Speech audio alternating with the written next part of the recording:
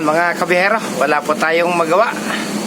Ito pong ating kasamahan. Ito po sanay sa pamimingwit sa kanilang lugar sa Sorsogon.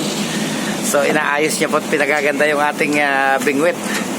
Dahil summer ngayon, madadalas po yung pagpunta natin sa mga lugar na maraming pwedeng pamingwitan. So may magagamit po tayo kung sakali sa ating fishing adventure mga kabiyahero.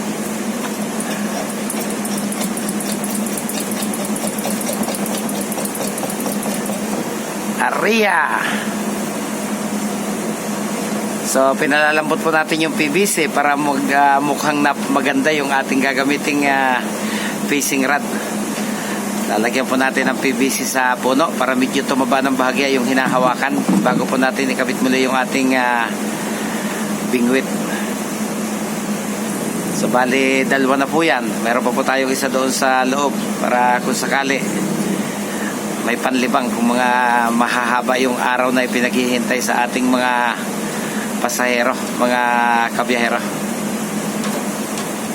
Medyo kaunting sakripisyo, iniinit po yung PVC para magkasya doon sa ating bamburad.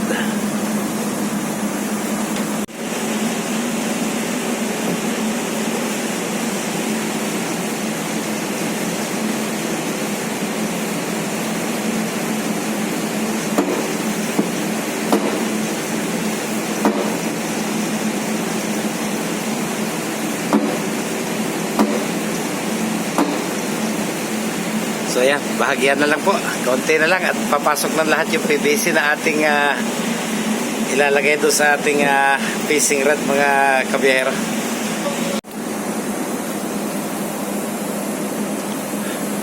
Ayan, talaga pong tiyagaan para maipasok. Kailangan initin ng mabuti yung PVC para maibalot po natin maipasok ng husto dito sa ating bamburad mga kabiyahero. Napaka-tiyaga ni Joey. Talagang pinagtiyaga niya. Naging hamon sa kanya kung may papasok ba yung halos magkasinlaki na lang yung PVC at saka yung puno ng kawayan mga kabiyahero. Talaga daw kung gusto ng maganda kinakailangan magsakripisyo. Pero mahaba-haba na po yung naipasok. Kaunti na lang yung natitira.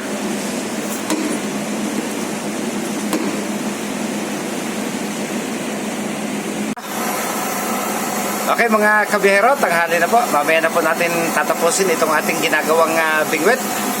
So nagsalang na po tayo ng sinaing.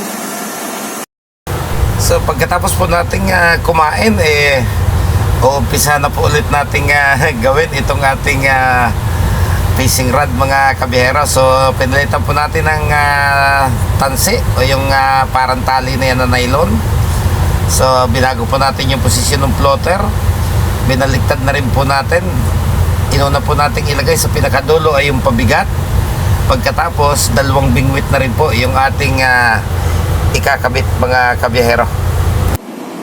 Dodoblehin din po natin yung hook o yung pinakang bingwit.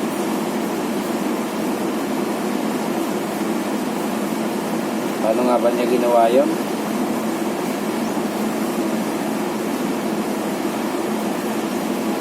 So, kailangan ilusog natin muna lahat. Ayan. Para hindi mapupul ng panibago yung ating tansi. Ayan.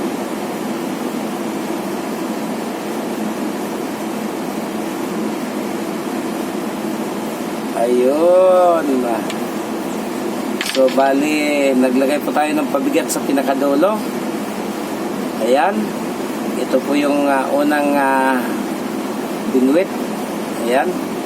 So, ginawa rin po nating dalawa. Ito po yung isa.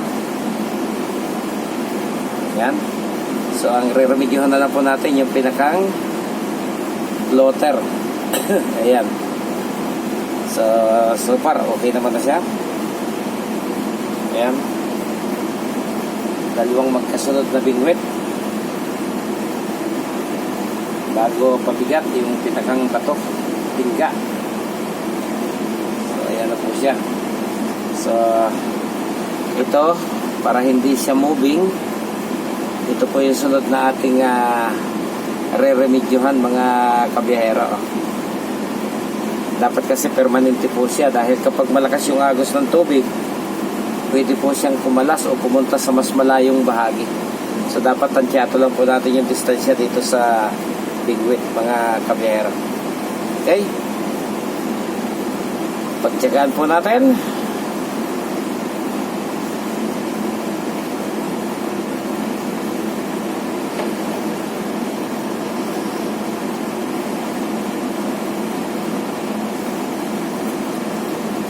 Lagyan muna natin ang masasabitan para hindi tayo mahirapan. Lagyan natin ang pinakang tali.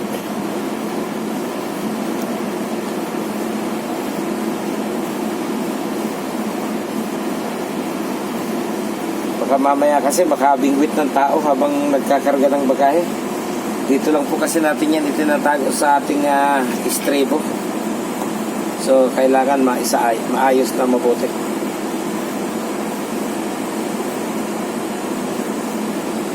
Yun.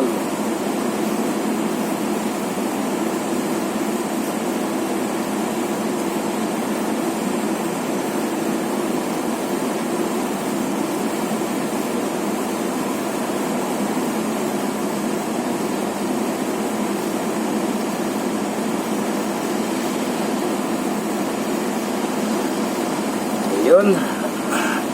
Para mayroon mo tayo pagsasabitan ng ating bingwit. Pag hindi kasi nakasabit, pwedeng makadisgrasya ng tao.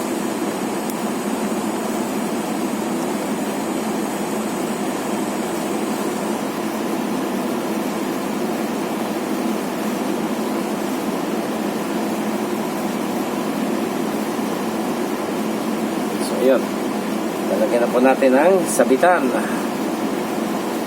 Ayun.